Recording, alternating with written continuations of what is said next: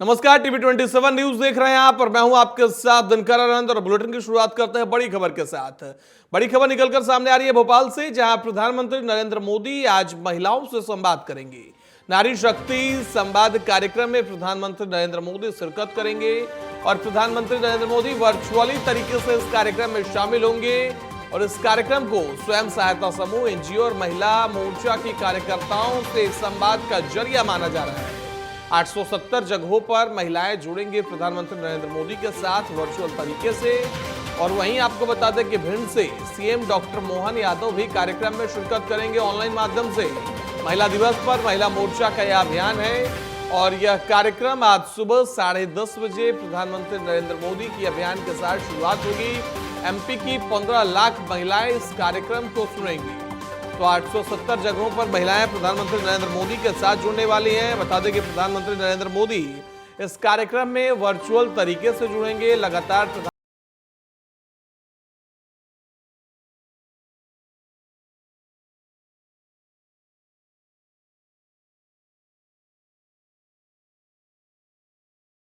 वहीं इस खबर पर ज्यादा जानकारी के लिए हमारी संवाददाता दीपा श्रीवास्तव हमारे साथ फोन लाइन पर जुड़ गई हैं। दीपा, क्या कुछ जानकारी आज प्रधानमंत्री नरेंद्र मोदी महिला शक्ति कार्यक्रम में जुड़ेंगी, आपको इसको लेकर और क्या कुछ जानकारी है आपके पास, दर्शकों से साझा कीजिए।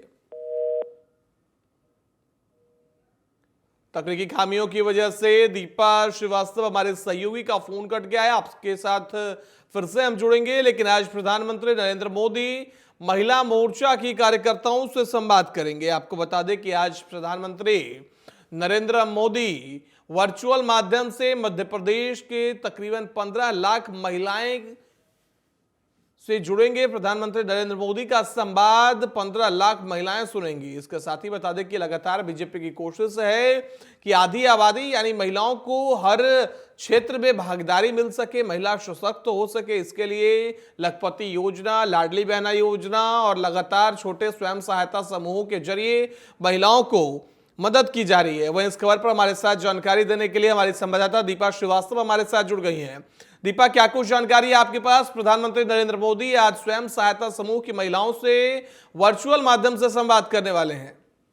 देखिए, महिला सशक्तिकरण को आगे बढ़ाने के लिए और महिला दिवस पर महिला मोर्चा का ये अभियान जो है ये चलाया जाएगा, जिसके माध्यम से नारी शक्ति संवाद कार्यक्रम जो है ये होगा, जिसको पीएम मोदी देश भर की महिलाओं से संवाद करते हुए नजर आएंगे। इसके अंदर यदि हम बात करें तो स्व सहायता समूह, एनजीओ और महिला मोर्चा के जो कार्यकर्ता हैं ये सभी जुड़कर पीएम मोदी से संवाद करेंगी। प्रदेश भर की यदि बात करें तो 870 जगहों पर ये कार्यक्रम जो है उसे आयोजित किया जाएगा। प्रदेश में अलग अलग जगहों पर, चाहे हम बात करें स्व सहायता समूह की, एनजीओ की या फिर हम बात करें महिला मोर्चा के, तमाम कार्यकर्ताओं को संबोधित करने का काम किया जाएगा। इस कार्यक्रम की अगर बात करें तो मुख्यमंत्री जो है भिंड से, प्रदेश अध्यक्ष और प्रदेश संगठन महामंत्री जो है वो भोपाल में ही इस कार्यक्रम में शिरकत करते हुए नजर आएंगे। सुबह 10:30 बजे पीएम मोदी तमाम महिलाओं को संबोधित करने का काम करेंगे। और इसी के साथ यदि बात करें, एमपी में लगभग 15 लाख महिलाएं जो है वो पीएम मोदी को इस कार्यक्रम में सुनेंगी। जी बिल्कुल। प्रधानमंत्री नरेंद्र मोदी स्वयं सहायता समूह, महिला के छोटे छोटे समूहों से आज वर्चुअल तरीके से जुड़ेंगे। मैसेज क्या होगा प्रधानमंत्री नरेंद्र मोदी का? क्योंकि प्रधानमंत्री नरेंद्र मोदी और बीजेपी लगातार महिलाओं को सशक्त करने का काम कर रही है। एक मैसेज दिया जा रहा है कि आप किसी से कम नहीं हैं, हर क्षेत्र में आपकी भागीदारी हो सके, इसलिए बीजेपी की तरफ से काम किया जा रहा है। महिलाओं से कनेक्ट करना प्रधानमंत्री का क्या 2024 के लिए एक बड़ा मैसेज देगा? देखिए, अगर मध्य प्रदेश की बात करते हैं तो यहाँ पर महिला आबादी जो है इसमें काफी ज्यादा बढ़ोतरी हुई है। अब अगर बात करें तो वोटिंग परसेंटेज के माध्यम से तो महिला जो है वो अब सच में आधी आबादी जो नाम दिया जाता है, अब मध्य प्रदेश में महिला आज जो है आधी आबादी में आ चुकी है।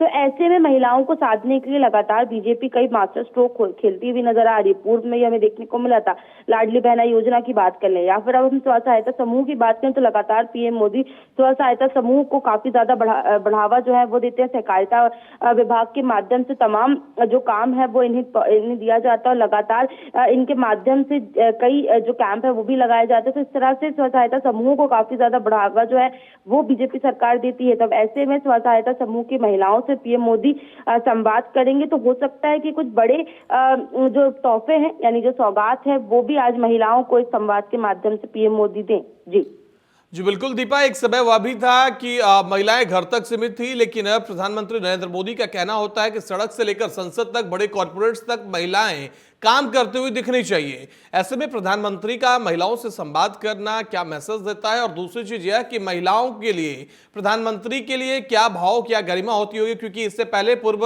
मुख्यमंत्री शिवराज सिंह चौहान ने महिलाओं को लेकर लाडली बहना योजना की शुरुआत की। बीजेपी की तरफ से महिलाओं को आरक्षण देने की कोशिश होती है। तो एक ओवरऑल बात किया जाए तो महिलाओं को सशक्त और बढ़ावा देने के लिए बीजेपी की कोशिश होती है। तो महिलाएं इन चीजों को किस तरीके से ग्रैब करती हैं?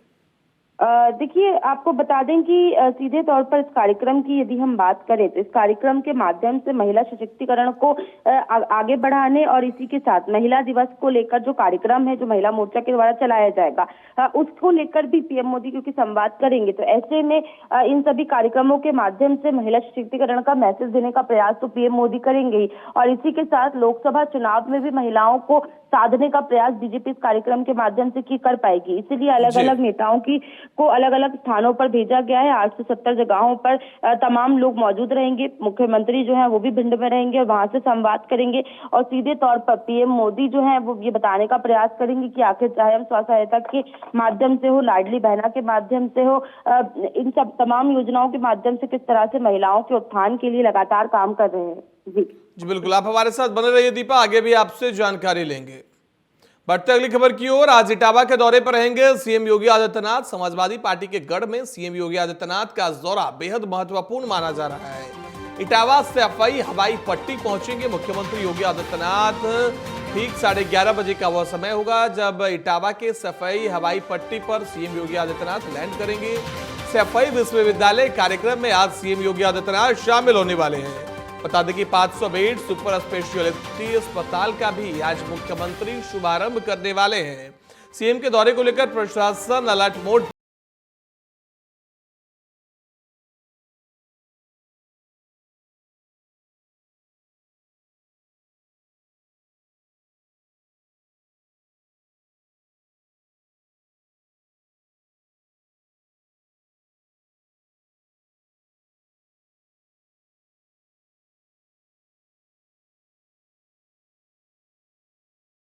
के आगमन को लेकर लगातार प्रशासन अलर्ट मोड पर है। प्रशासन की तरफ से पूरी तैयारियां की गई हैं। वहीं उधर किसानों का दिल्ली कूच एक बार फिर से शुरू हो गया है। आपको बता दें कि एमएसपी की गारंटी पर कानून बनाने की मांग को लेकर किसान दिल्ली की ओर बढ़ते हुए नजर आ रहे हैं। कानून बनाने की मांग को लेकर दिल्ली कूच कर रहे हैं किसान। बस अड्डों, रेलवे स्टेशनों पर पुलिस सख्त नजर आ रही है। सभी बॉर्डर पर निगरानी बढ़ाई गई है। इसके साथ ही बता दें कि दिल्ली में कई जगहों पर धारा 144 लगा दिया गया है। किसी को कोई भी प्रदर्शन करने की इजाजत नहीं दी गई है। इसके बावजूद किसान लगातार भारी संख्या में दिल्ली की ओर कूच करने की कोशिश में जुटे हुए हैं। आपको बता दें कि फसलों के एमएसपी को लेकर कानून बनाने की मांग को लेकर किसानों ने एक बार फिर दिल्ली कूच की तैयारी की है। शंभू बॉर्डर पर डटे किसानों ने प्रदर्शन की चेतावनी दी थी और आज किसान दिल्ली कूच कर रहे हैं।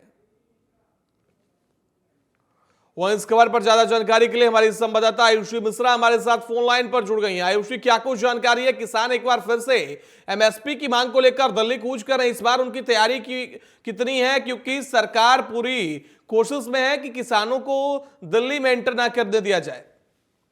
जी बिल्कुल दिनकर, और जिस तरीके से इस किसान आंदोलन को देखा जा रहा है और ये बार बार कहा जा रहा है कि ये सिर्फ हरियाणा और पंजाब के ही किसान हैं जो सरकार पर दबाव बना रहे हैं और एमएसपी की मांग कर रहे हैं, तो ऐसे में ये रणनीति के तहत तय किया गया कि 6 मार्च को पंजाब और हरियाणा को छोड़कर देश के बाकी राज्यों के किसान आज दिल्ली कूच करेंगे। यानी कि जो नाकेबंदी, जो बॉर्डर हरियाणा में लगे हुए हैं, दिल्ली के बॉर्डर्स पे लगे हुए हैं चारों तरफ, तो ऐसे में अब दूसरे राज्यों के जो किसान हैं जो सीधे दिल्ली बॉर्डर तक तो पहुंच पाएंगे, तो वो आज यहाँ पे पहुंचने का उनका रणनीति है और वो इस तरीके से कहीं ना कहीं इस मार्च को, दिल्ली कूच करेंगे मार्च को सफल बनाना चाहते हैं। वहीं 10 मार्च को देश भर में ट्रेन रोको आंदोलन का भी किसानों ने ऐलान किया है और 14 मार्च को दिल्ली के रामलीला मैदान में किसान महापंचायत का आयोजन किया है। तो दिनकर जी साफ तौर पर देखा जा सकता है कि ये आड़िया पार की लड़ाई है। किसान इतनी आसानी से नहीं मानने वाले, और किसान और सरकार को कहीं ना कहीं बीच का रास्ता निकालना ही पड़ेगा।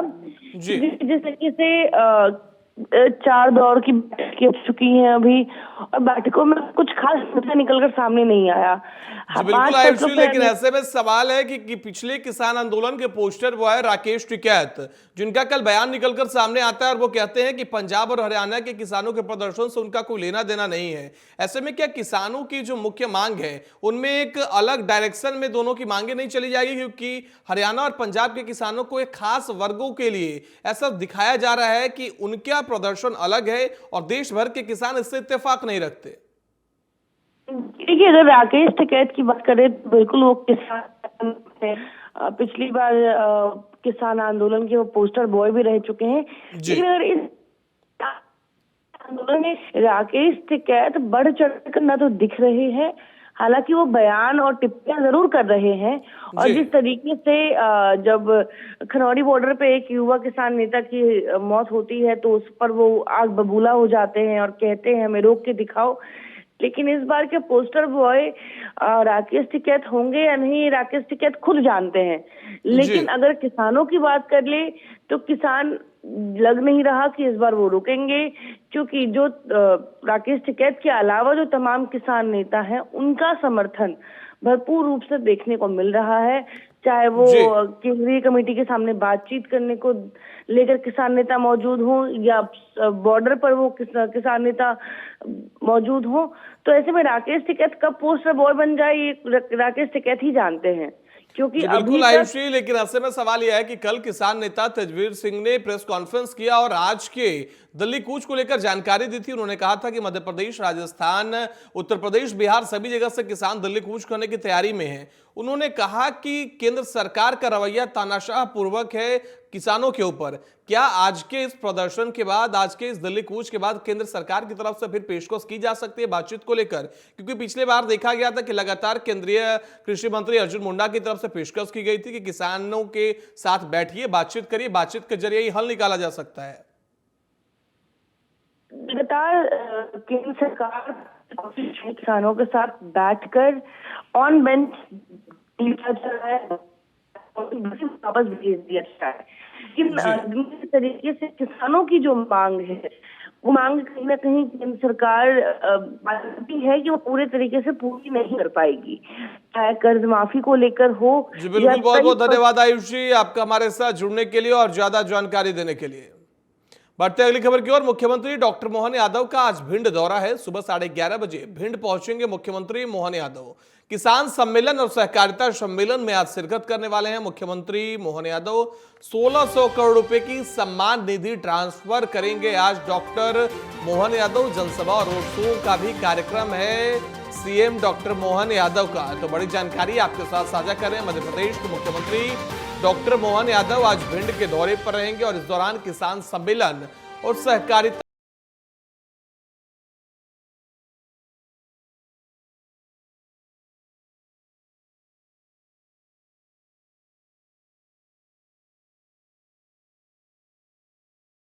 मंत्री करने वाले हैं। वहीं इस खबर पर हमारे साथ दीपा श्रीवास्तव हमारी सहयोगी जुड़ गई हैं फोन लाइन पर। दीपा, क्या कुछ जानकारी है? मुख्यमंत्री आज भिंड के दौरे पर रहेंगे, क्या कुछ पूरा कार्यक्रम है? देखिए, अगर बात करें डॉक्टर मोहन यादव की तो सीएम आज भिंड के दौरे पर रहने वाले हैं। किसान सम्मेलन और सहकारिता सम्मेलन में जो है शिरकत करते हुए नजर आएगी। प्रदेश भर के 80 लाख किसान जो है उन्हें आज सीएम के द्वारा एक तोहफा दिया जाएगा। सिंगल क्लिक के माध्यम से 1600 करोड़ रुपए की जो सम्मान निधि है वो तमाम किसानों के खाते में ट्रांसफर की जाएगी। इसके अलावा यदि हम बात करते हैं तो 25 लाख किसानों को फसल बीमा योजना के तहत 500 करोड़ रुपए की जो राशि है उसे भी ट्रांसफर किया जाएगा। इसके अलावा यदि बात करें क्योंकि आज भिंड के दौरे पर मुख्यमंत्री रहने वाले हैं तो इस दौरान लगभग 194 करोड़ के जो विकास कार्य हैं उनका भूमि पूजन और लोकार्पण जो है वो सीएम करते हुए नजर आएंगे। और इसके अलावा जनसभा और रोड शो भी उनका होने वाला है। सीधे तौर पर इस दौरे को हम लोकसभा चुनाव से जोड़कर देख सकते हैं, जहां पर तमाम सीटों पर मुख्यमंत्री पहुंच रहे हैं और इसी के साथ तमाम सीटों पर जाकर वहां पर जो है लोकार्पण और विकास कार्यों की सौगात देते हुए नजर आ रहे हैं। जी बिल्कुल, मुख्यमंत्री भिंड के दौरे पर पहुंचेंगे, किसानों को सौगात देंगे, इसके साथ ही उनका जनसभा और रोड शो का भी पूरा कार्यक्रम आज तय है। तो क्या लोकसभा चुनाव के लिए आज यह प्रचार प्रसार का आगाज हो जाएगा मुख्यमंत्री की तरफ से? क्योंकि भिंड में जा रहे हैं, मध्य प्रदेश की 29 लोकसभा सीटें में 29 जीतने का दावा बीजेपी की तरफ से किया जा रहा है। देखिए, निश्चित तौर पर 29 में से 29 सीटें यानी मिशन 29 रखकर इस बार जो है बीजेपी लोकसभा चुनाव के मैदान में मध्य प्रदेश में उतरी है। ऐसे में लगातार हमें जहां पर देखने को मिल रहा है कि ये पहला दौरा नहीं है, इसके पहले छिंदवाड़ा भी मुख्यमंत्री जा चुके हैं, वहां पर भी तमाम विकास कार्यों की सौगात देकर आए थे और लगातार लोकसभा चुनाव के मद्देनजर तमाम जिलों का दौरा जो है वो करते हुए नजर आ रहे। खासतौर पर ऐसी सीटें जहां पर बीजेपी की स्थिति थोड़ी सी कमजोर है, हालांकि छिंदवाड़ा तो उनके हाथ में नहीं, लेकिन भिंड में भी स्थिति कहीं ना कहीं बीजेपी की काफी ज्यादा बेहतर नहीं मानी जा रही है। तो ऐसे में तमाम सीटें जहां पर बीजेपी की स्थिति थोड़ी कमजोर है, उन जगहों पर किस तरह से स्थिति को मजबूत किया जाए, संगठन में किस तरह से कसावट लाई जाए और सीट को ज्यादा से ज्यादा वोटों से जीता जाए, इसको लेकर बीजेपी का फोकस है। इसी तारतम्य में आज हमें देखने को मिलेगा कि भिंड पहुंचेंगे मुख्यमंत्री। जी बिल्कुल, बहुत बहुत धन्यवाद दीपा हमारे साथ जुड़ने के लिए और ज्यादा जानकारी देने के लिए। बढ़ते अगली खबर की ओर। शाहजहां शेख के खिलाफ सीबीआई ने एफआईआर दर्ज किया है। आपको बता दें कि कलकत्ता हाईकोर्ट के आदेश के बाद सीबीआई ने जांच शुरू कर दी है। तो बड़ी जानकारी, संदेशखाली के आरोपी शाहजहां शेख के खिलाफ सीबीआई ने एफआईआर दर्ज की है। कोलकाता हाईकोर्ट के आदेश के बाद सीबीआई ने मामले की जांच शुरू कर दी। आपको बता दें कि पश्चिम बंगाल से खाली हाथ लौटी सीबीआई की टीम दोबारा एक्शन लेने की तैयारी में है और अब सीबीआई ने जांच शुरू कर दी है।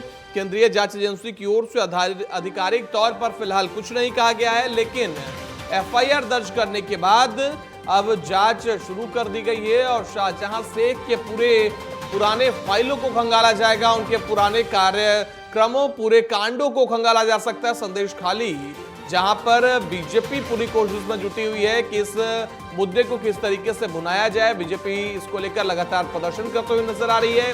वहीं सीबीआई भी इस मामले में अब एक्शन मोड में आ चुकी है।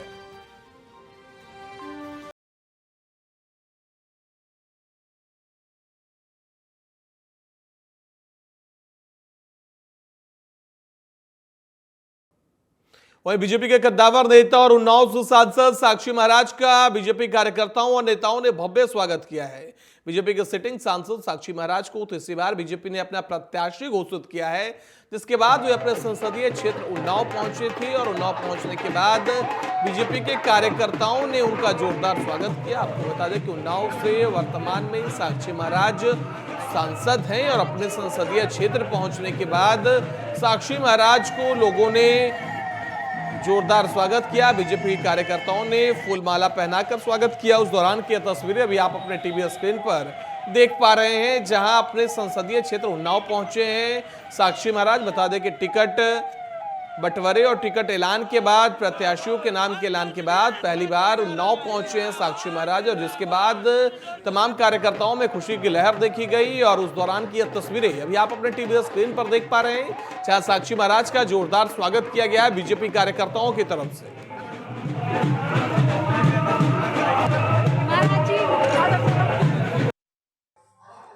भारतीय जनता पार्टी विश्व की सबसे बड़ी लोकतांत्रिक पार्टी है। आपको पता है कि हम अकेले पार्टी के आधार पर उत्तर प्रदेश में बहुमत में हैं, केंद्र में भी हम बहुमत पर हैं, लेकिन हम लोग मौके का फायदा उठाने वाले लोग नहीं हैं। हम लोग जो वायदा करते हैं पूरा करते हैं। तो एनडीए का मतलब एनडीए। तो जिन लोगों की वांछा थी, कहीं आवश्यकता थी एनडीए में, जो वंचित रह गए थे मंत्रिमंडल में आने के लिए, ऐसे लोगों को आज मंत्रिमंडल में लिया गया है, लिया जा रहा होगा। और प्रभाव तो छोटी छोटी क्रिया का, अच्छे बुरे का भी प्रभाव चुनाव में पड़ता है। तो निश्चित रूप से इसका प्रभाव चुनाव। जौनपुर से पूर्व सांसद धनंजय सिंह पर अपहरण और रंगदारी के मामले में आज एमपी एमएलए कोर्ट सजा सुनाएगी। बता दें कि नमामि गंगे के प्रोजेक्ट मैनेजर मुजफ्फरनगर निवासी अभिनव सिंघल ने 10 मई 2020 को थाना लाइन बाजार में अपहरण, रंगदारी और अन्य धाराओं में पूर्व सांसद धनंजय सिंह और उनके साथी संतोष विक्रम पर मुकदमा दर्ज कराया था। तो पूर्व सांसद धनंजय सिंह और उनके साथी संतोष विक्रम को अपहरण और रंगदारी मांगने के मामले में आज सजा सुनाई जा सकती है। आपको बता दें, सुनवाई के दौरान आज दोनों मौजूद रहेंगे। कल धनंजय सिंह को पुलिस ने गिरफ्तार किया था और आज मामले को लेकर एमपी एमएलए कोर्ट सजा सुना सकती है।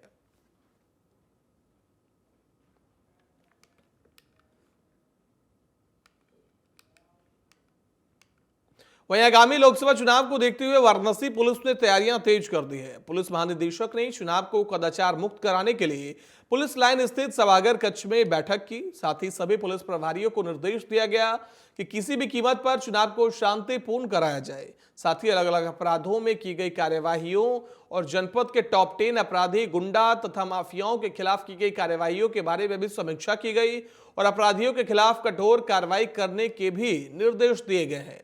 तो 2024 के लोकसभा चुनाव को लेकर लगातार पुलिस प्रशासन अलर्ट मोड पर है और इसे लेकर सभी पुलिसकर्मियों को अलर्ट किया गया है। साथ ही फ्लैग मार्च निकाला जा रहा है और जिले के तमाम अपराधियों को कार्रवाई की लिस्ट निकाली जा रही है, किस पर किस तरीके से कार्रवाई की गई है और सभी की जांच पड़ताल की जा रही है। वहीं आज से उत्तराखंड में हवाई सेवा की शुरुआत होगी। उत्तराखंड में अब हवाई सेवाओं का विस्तार हो रहा है। बता दें कि देहरादून से 3 अहम जगहों के लिए हवाई सेवा आज से शुरू हो रही है। अब देहरादून से अयोध्या यात्री फ्लाइट के जरिए जा सकते हैं। साथ ही अमृतसर और वाराणसी के लिए भी हवाई यात्रा की शुरुआत हो रही है। यानी उत्तराखंड के निवासियों के लिए अच्छी खबर है। देहरादून से अयोध्या अब यात्री फ्लाइट के जरिए जा सकते हैं। साथ ही अमृतसर और वाराणसी के लिए भी हवाई यात्रा की शुरुआत हो रही है। अब यात्री बहुत ही सुगम और बहुत ही आसान तरीके से हवाई यात्रा के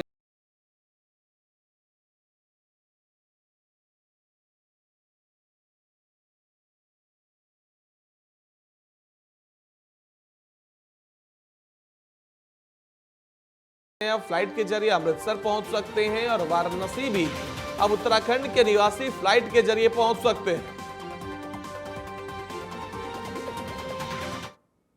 वहीं बुलंदशहर में भूमाफिया सुधीर गोयल की सीबीआई कोर्ट में पेशी हुई। सीबीआई कोर्ट ने सुधीर गोयल की 7 दिन की रिमांड मंजूर कर उसे ईडी को सौंपने का आदेश दिया है।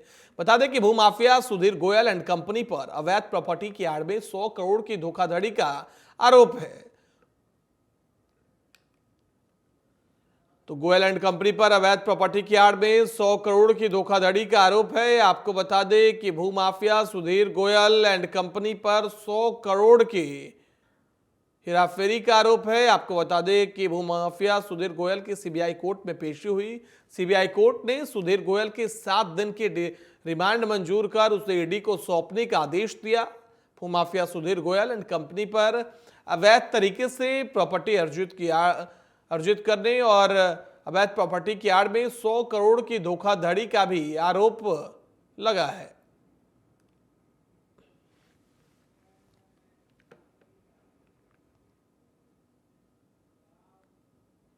वहीं काकोरी में हजरत साहब कस्बे में एक घर में शॉर्ट सर्किट की वजह से 2 सिलेंडरों में ब्लास्ट हो गया।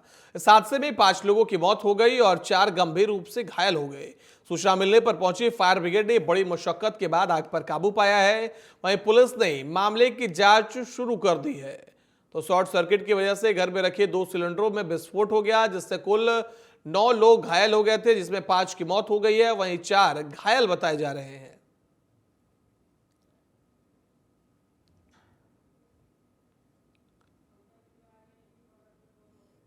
वहीं इस खबर पर ज्यादा जानकारी के लिए हमारे संवाददाता पंकज तिवारी हमारे साथ फोन लाइन पर जुड़ गए हैं। पंकज, क्या कुछ जानकारी है? सिलेंडर ब्लास्ट में 5 लोगों की मौत हुई है। जी देखिए, बिल्कुल आपको बता दें कि राजधानी लखनऊ से सटे काकोरी थाना क्षेत्र की ये घटना है और बीती रात 10:30 बजे ये हादसा हुआ, जिसमें पुलिस के द्वारा अब तक जो जानकारी बताई जा रही है उसके अनुसार 9 लोग इसमें जख्मी हुए थे, जिसमें से 5 लोगों ने इलाज के दौरान दम तोड़ दिया और 4 लोगों का अभी भी ट्रॉमा सेंटर में इलाज चल रहा है। पुलिस जांच में प्रथम दृष्टिया ये पाया गया था कि शॉर्ट सर्किट के चलते घर में जो सिलेंडर रखा हुआ था 2 सिलेंडर, उसमें आग लगी और उसके बाद एक जोर का धमाका हुआ, जिसके बाद ये हादसा हुआ। क्योंकि पुलिस इस पूरे मामले की जांच कर रही है और जो है कि ये शॉर्ट सर्किट क्यों हुआ, कैसे हुआ, ये सारे तथ्यों को जुटाने में लगी हुई है। हालांकि इस पूरे मामले में 5 लोगों की दर्दनाक मौत हुई है और 4 का अभी इलाज चल रहा है, जिनकी हालत डॉक्टरों के द्वारा नाजुक बताई जा रही है। जी बिल्कुल, बहुत बहुत धन्यवाद पंकज हमारे साथ जुड़ने के लिए और ज्यादा जानकारी देने के लिए। फिलहाल बुलेटिन में इतना ही। देश दुनिया की बाकी खबरों के लिए देखते रहिए TV 27 न्यूज।